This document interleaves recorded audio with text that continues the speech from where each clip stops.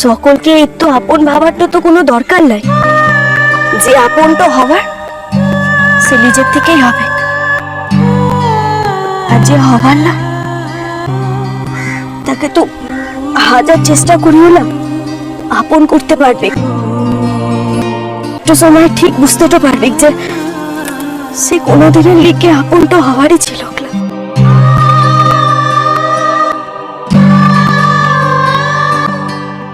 বাহা, এসব তুমি কি বলছো?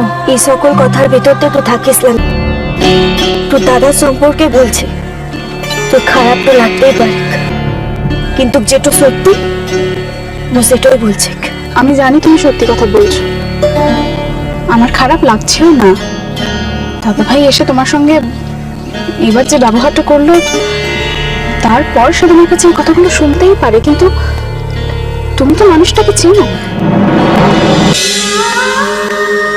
ইষ্টি কুটুম সোম থেকে রবি প্রতিদিন দুপুর ৩টে স্টার জলসায়।